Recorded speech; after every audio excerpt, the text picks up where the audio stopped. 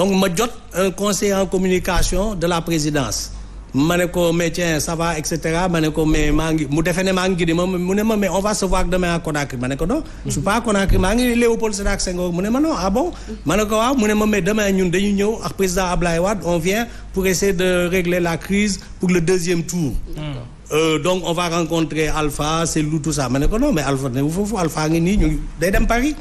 mu ne ma non loolu mënul nekk tout est prêt demain on décolle à 10h ma ne ko mais soo leen fa demee y aura que Cellou y aura pas Alpha Condé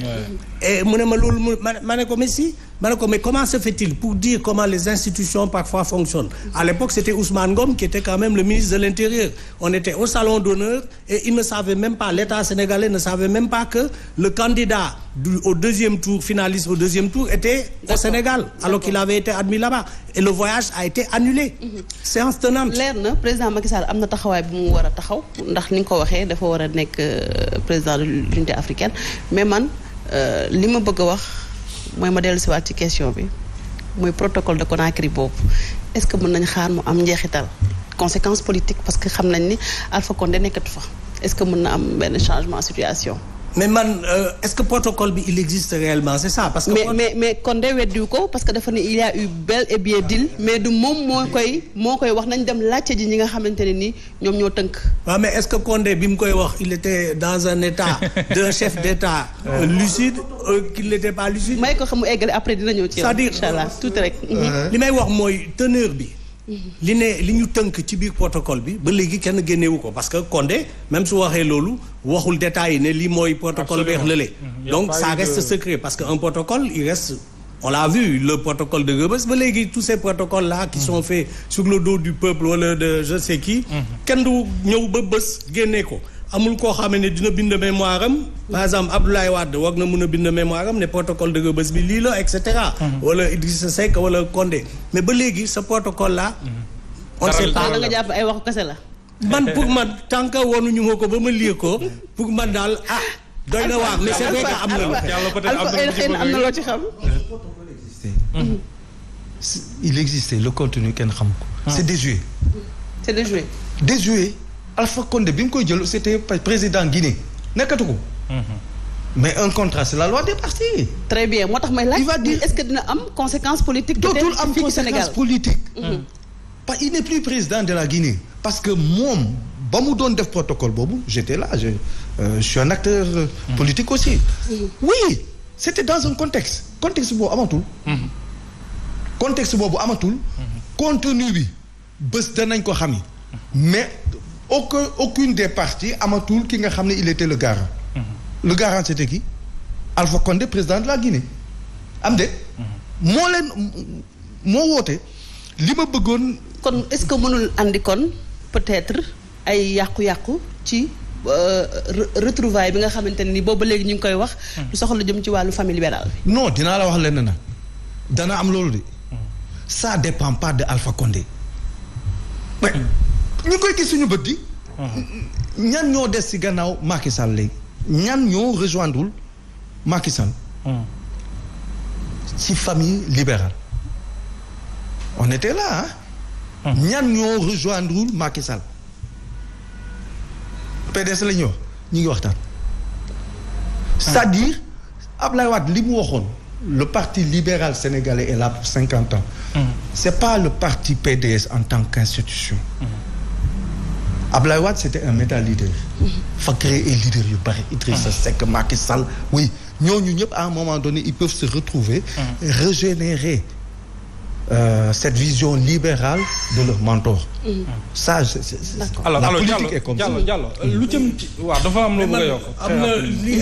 Alpha wax en fait am na foo xamee ne d'accord ma ci parce que Alpha ça dépend protocole bi est-ce que daf ko signer au nom de la Guinée wala moom intitut personnel man Alpha Condé lii parce que si ba léegi xamaguñu comme ni nga waxee ça engage la Guinée absolument donc les successeurs est obligé d'hériter de ce protocole là la façon dont nos États sont gérés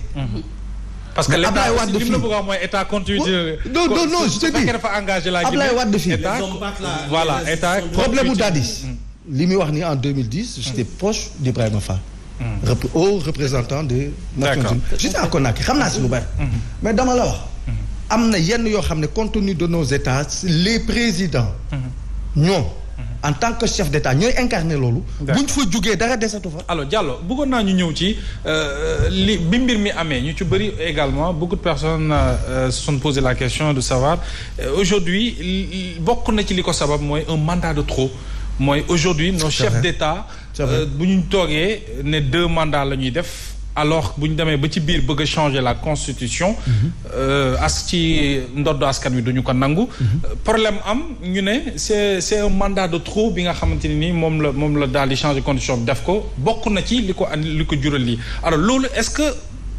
du mën a jural ak njàngat ci yenn ci ay chef d'état yi nga xamante ne nii en Afrique de façon générale am na ku ko def mu jàll ñu bàyyi ci xel am na ku ko def mu jàll mooy Alpha Condé Ouattara France d'accord c'est-à-dire li ñu ci war a jàngat la puissance tutélaire qui est toujours là qui a une mainmise quoi qu'on dise da koy neex mu ànd si neexu ko mu xeex ma jël ñaari cas yooyu ay xarit lañu Alpha ak Ouattara waaw jote nañ fi ci benn réunion internationale il y a de cela 3 ans Alpha Condé jël position boo xam ne nii dafa noonu il faut qu'on couper le cordon ombilical Alassane Ouattara woon ko ni d'accord Macky Sall foofu Alassane Ouattara ni day def 3e mandat gars yi waxoon na Macron du ma ko def bañ demee waxtaan da ko def Alpha Condé entre temps il avait comme Idriss Déby il avait commencé à défier la France dem lëkkaloo ak la Russie wax nañ ko ci temps non c'est-à-dire changer partenariat di dem si Turquie di dem ci ay affaires absolument mais li ñuy fàtte toujours gis nga li ñu bëgg a def ak France maa ngi doon waxtaan ak benn journaliste léegi balaa may dugg muy wax rupture moi je suis un combattant un homme du terrain gis nga ay Thomas Sankara yooyu xam nga lu tax ñu dee ñàkkoon ñu leen di conseiller on mène plus une guerre frontale on est à l'ère des guerres hybrides sa ennemi da ngay xam nooy xeex ak ñoom quand tu es en position de faiblesse nga nooyal quand tu es en position de force nga appliquer ko gis nga président yi ñu daaneel temps yi yëpp boo xoolee ils ont mangé à la table du diable à la France moo tax affaire bi mais boo demee ba gis condition yoo xam ne nii arrangé wu la neexu la baaxul pour ce peuple boo ko commencé wax tu deviens un adversaire à battre te boobu am nañ jumtuwaay man dama ni kii da nga jàpp ni France loolu moo tax kon ñu koy tudd ci di am Guinée non je dis seen loxo mënu si set comme bi ñuy daaneel Dadis nit ñi dañu xamul Toumba Diakité biñ koy wax fu mu nekkoon fii li ko exfiltré jëli ko génne indi ko fii dalal ko Almadi fii di ko fay ba ensuite ñu xam nañ lépp. d'accord mais est-ce que tey jii mais je te dis tey jii lii man toog naa démb bi mu jëkkee am. je pars du principe que ñi def lii sont des patriotes. d'accord mais à la lecture maintenant parce que on a travaillé toute la soirée on a reçu des dépêches ak. mais tey gis nga ni tey situation boo xamante ne nii dañu jëm ci coup d'état est-ce que nekk na solution parce que tamit bu ñu gisee dëkk yi dem ci def coup d'état yëpp tey pratiquement dañu dugg ci instabilité. non ça c'est une parmi les solutions. parce que quand même on n'a rien essayé en amont. Mali on n'avait rien mais yow Mali. balaa militaire di jël au pouvoir le premier coup d'état mais toogoon nañu 8 mois école demul kenn liggéey. d'accord on n'a rien dit. c'est pas la meilleure solution. mais comme c'est la solution du moment. ça donne à réfléchir. d'accord alors waxtu bi jeex na ñu may Diouf rek xëy na mu wax ci par rapport ak njàngat bi ci yenn chef d'état africain war a mën a am parce que